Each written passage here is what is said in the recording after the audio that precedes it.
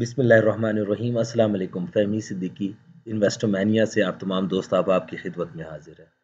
KSE 100 index का review और आने वाले वीक को डिस्कस करने से पहले लास्ट वीक में जो नवंबर 4 को यानी स्टार्ट ऑफ द वीक से पहले हमने रिपोर्ट पब्लिश की थी कंप्लीट वीक के लिए, उसको थोड़ा सा रैप करेंगे। ये रैप करने का एक्चुअली मकसद ये होता है कि हमने जो चीज़ें आप लोगों को बताई थी, क्या वो उस तरह हुई या नहीं हुई, अपना एहतसाब ज़रूरी है। और इसी वजह से लास्ट वीक का रैप पहले करेंगे। ये रिपोर्ट है वो जो हमने नवंबर 4 को आप लोगों के साथ पब्लिश की थी, डेट इज़ हेयर, जिसमें ये बताया था कि वीक ऑन वीक बेसिस पे इंडेक्स ने 42,600 को होल्ड नहीं किया। साथ में 43,050, 43,260 का जो लेवल बताया था उसके ऊपर सस्टेनेबिलिटी नहीं आई, जो कि इंडेक्स में एक एज दे रही है बियर्स को। और बियर्स बहुत अच्छे से रेडी हैं डाउन साइड पे 41,570 इवन 41,140 को टारगेट करने के लिए। अब जो चीज़ें हुई उसको देखते हैं और चीज़ों को कंक्लूड करेंगे।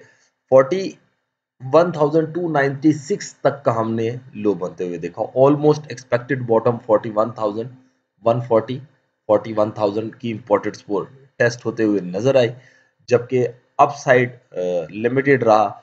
बियर्स को जो एज देख रहे थे हम, जो हमने सजेस्ट किया था, वो भी देखने को मिला। इंडेक्स ने 41,698 पे क्लोजिंग की। 452 पॉइंट का net loss week on week basis पे इंडेक्स में विटनेस हुआ। 264 मिलियन के वॉल्यूम ट्रेड हुए। बहुत बहुत ही ज्यादा डल वॉल्यूम। इतने वॉल्यूम तो कोविड के दिनों में भी नहीं निकलते थे, बल्कि कोविड के दिनों में तो बहुत अच्छे वॉल्यूम निकल रहे थे, बहुत अच्छे से चेंज ऑफ हैंड हो रहा था डिप्स पे।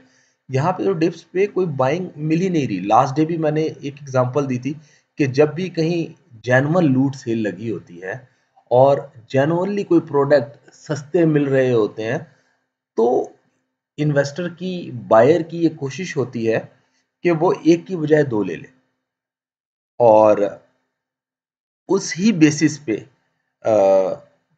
डिप्स पे चीज़ों को अवेल किया जाता है। लेकिन मार्केट इतने लो लेवल्स के ऊपर खड़ी है और आपने पूरे वीक में सिर्फ 264 मिलियन के वॉल्यूम ट्रेड होते हुए देखे, दैट इज नथिंग।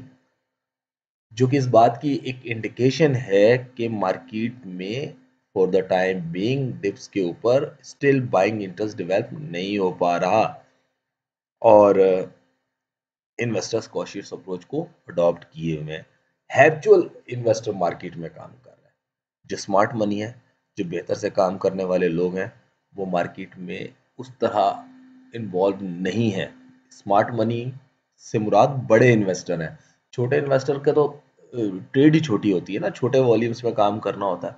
तो छोटे वॉल्यूम्स वाले तो लोग काम कर रहे हैं, रिटेल इन्वेस्टर तो मार्केट में है, लेकिन स्मार्ट मनी मार्केट में नहीं है। और डे ऑन डे बेसिस पे इंडेक्स में एक पॉजिटिव क्लोजिंग हुई। 47 पॉइंट का नेट गेन हमने विटनेस किया। और लास्ट डे के लिए जो एनालिसिस था एग्जैक्टली वो फॉलो होते हुए नजर आया, जिसमें हमने ये बताया था कि इंडेक्स स्लो और इम्पोर्टेंट लेवल पे खड़ा है, जिसको रिस्पेक्ट करते हुए हम देख सकते हैं। लेकिन अगर वो लेवल टूटता है तो फिर फर्दर एक फॉल नजर आएगा, जिसके लिए हमने ये बताया था कि 41,520 की एक इम्पोर्टेंट सपोर्ट है और उस सपोर्ट के नीचे इंडेक्स में फर्दर 150-200 पॉइंट और खुलेंगे। इंडेक्स ने 41,551 का लो बनाया। अपसाइड के ऊपर जो पहला टारगेट था 41,740 का, वो भी अचीव होते हुए देखने को मिला। 41,698 पे इंडेक्स की एडजस्टेड क्लोजिंग हुई। वॉल्यूम रिमेन्स डल। 45.63 मिलियन का वॉल्यूम ट्रेड हुआ। तकरीबन 3.1% लास्ट डे से कम था। और वीक ऑन वीक बेसिस पे तो हमने 27% के अराउंड वॉल्यूम में कमी देखी। आने वाले दिन को डिस्कस करें तो स्लो और मूव जो है वो स्टिल इंटैक्ट है, जबकि इनिशियली हम ये एक्सपेक्ट कर रहे हैं कि एक रिकवरी नज़र आ सकती है देखने में, लेकिन वो शॉर्ट कवरिंग बेस्ड रिकवरी होगी, जो कि इंडेक्स को 41,770 से 41,910 तक लेकर जाने की सलाहियत रखती है। अगर 41,910 से ऊपर क्लोजिंग होती है तो फिर फर्दर कोई वीकली लेवल्स की तरफ 42,080, फॉलोड बाय 42,380 को देखना चाहिए। अदरवाइज 41,770, 41,910 जो कल के दिन का रेजिस्टेंस है उसको ही रेजिस्टेंस एक्सपेक्ट करना चाहिए।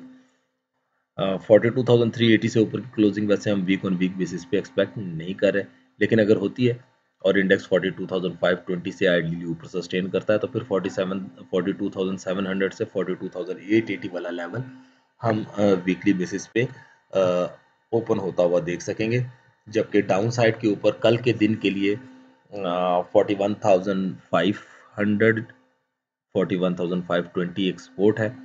ये टूटती है तो फिर इंडेक्स 41,360 को टारगेट कर सकेंगे। 41,360 से नीचे भी फर्दर स्ट्रॉन्ग होंगे जो कि इंडेक्स को 41,225 तक या इवन 41,000 तक भी लेकर जा सकते हैं। जबकि 41,390 की जो इम्पोर्टेड सपोर्ट है वो टूटती है और या इंडेक्स 41,000 का साइकोलॉजिकल लेवल तोड़ता है तो फिर 40,650 वाला लेवल ओपन होता हुआ नजर आ सकता है, जहां पे हम कमिंग वीक का बॉटम देख रहे हैं। अब 41,000 के से नीचे की वीकली क्लोजिंग यानी 41,000 से नीचे वीकली क्लोजिंग इंडेक्स को ग्रेजुअली स्लोली 39,600 को एक्सपोज करते हुए नजर आएगी, जो कि इनिशियल बेरिश टारगेट होगा। Once again I would recall कि इंडेक्स में डिप्स के ऊपर बाइंग इंटरेस्ट उस तरह डेवलप नहीं हो रहा, इसलिए मार्केट के पार्टिसिपेंट को, स्पेशली मेरे जैसे आप जैसे स्मॉल इन्वेस्टर को चाहिए कि वो इंडिविजुअल स्टॉक्स के एनालिसिस फॉलो करे। हमारे इंडिविजुअल स्टॉक्स के एनालिसिस की accuracy most of the time 80% से ऊपर रहती है अल्हम्दुलिल्लाह, इसलिए उसको आप ट्रस्ट करके फॉलो कर सकते हैं और उन्हीं को फॉलो करते हुए आप काम कर सकते हैं। पाकिस्तान में इंडेक्स को तो बाय और सेल नहीं किया जा सकता ना। सो इंडेक्स को ब्रॉडर आउटलुक पे मार्केट की ओवरऑल कंडीशन को समझने के लिए ज़रूर सुनिए, ज़रूर समझिए, ज़रूर देखिए, बहुत ज़रूरी है। लेकिन काम इंडिविजुअल स्टॉक्स में करना है तो उसके एनालिसिस को फॉलो कीजिए।